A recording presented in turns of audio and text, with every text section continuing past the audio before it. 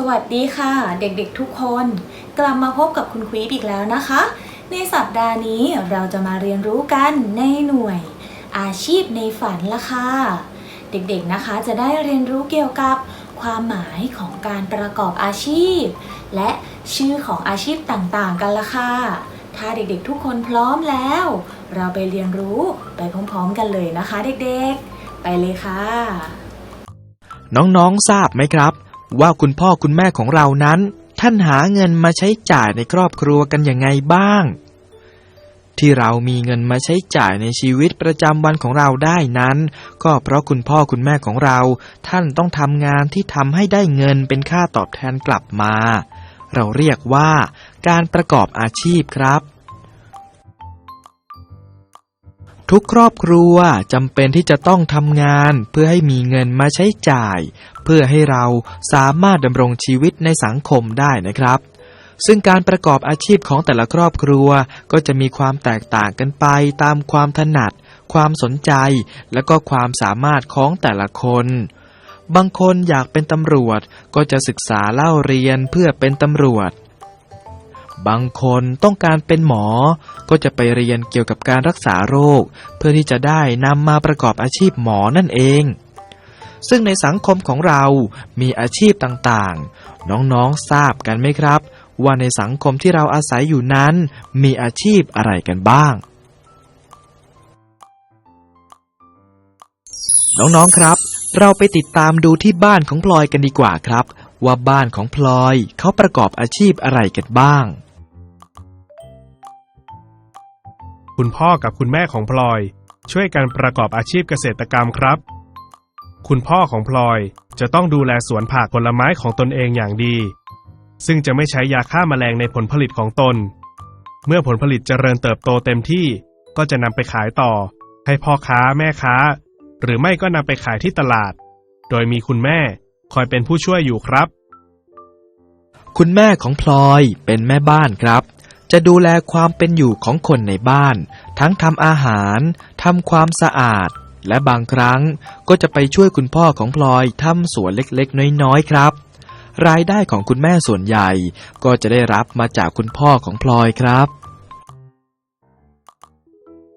และลูกสาวของบ้านนี้คือพลอยครับพลอยเป็นนักเรียนที่มีหน้าที่ที่ต้องตั้งใจเรียนและเป็นลูกที่ดีเชื่อฟังพ่อแม่นะครับ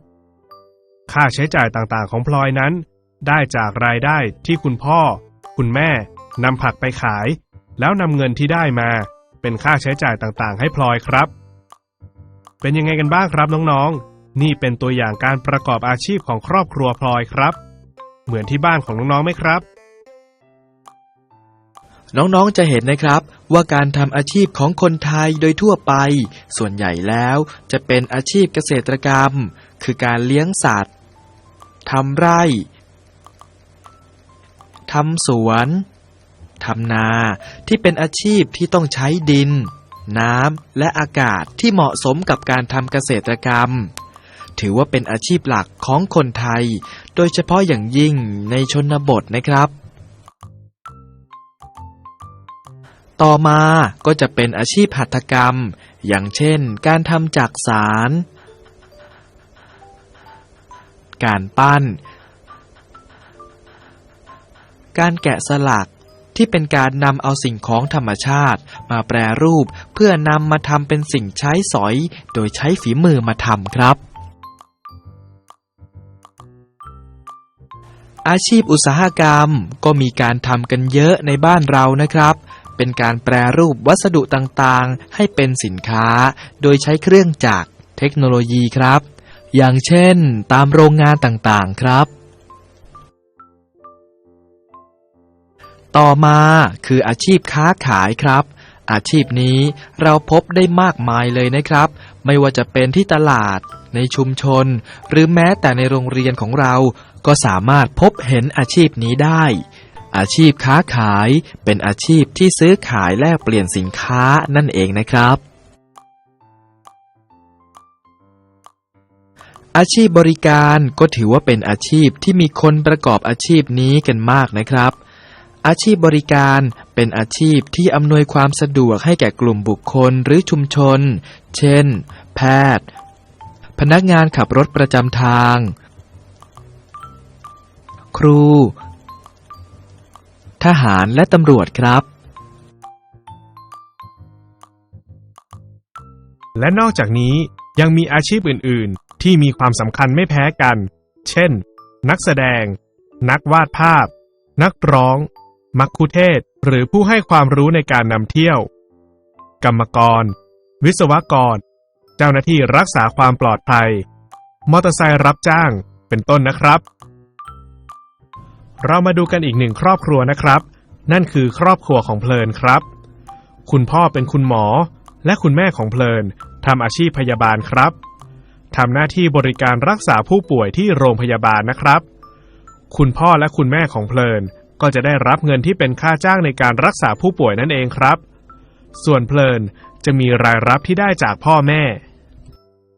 การประกอบอาชีพต่างๆล้วนมีความสำคัญทั้งนั้นนะครับ เพราะเราจะต้องมีการพึ่งพาอาศัยกันและกัน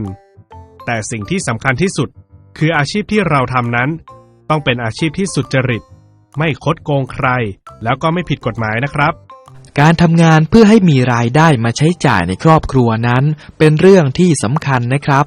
คุณพ่อคุณแม่ของเราท่านต้องทำงานเพื่อให้มีรายได้มาเลี้ยงดูครอบครัวนำไปใช้จ่ายในสิ่งที่จำเป็นต่างๆเราก็ควรที่จะใช้เงินอย่างประหยัดไม่ฟุ่มเฟือยเมื่อเราโตขึ้นเราก็จะต้องทำงานเพื่อเลี้ยงดูตนเองนะครับ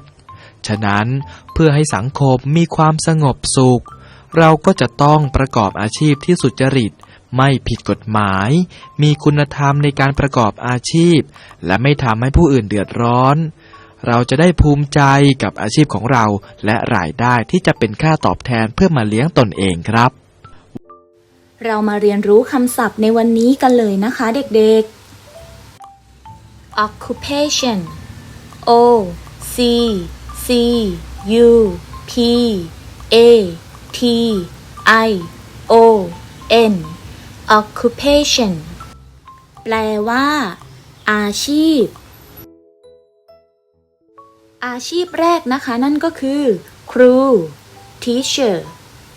ครูนะคะมีหน้าที่ในการอบรมสั่งสอนนักเรียนให้มีความรู้ความสามารถเพื่อใช้เป็นเครื่องมือในการประกอบอาชีพในอนาคตและยังสอนนักเรียนนะคะให้เป็นคนดีคิดดีทำดีอีกด้วยล่ะค่ะเด็กๆต่อมานะคะนั่นก็คือตำรวจ policeman ตำรวจนะคะมีหน้าที่ดูแลทุกสุขของประชาชนนะคะ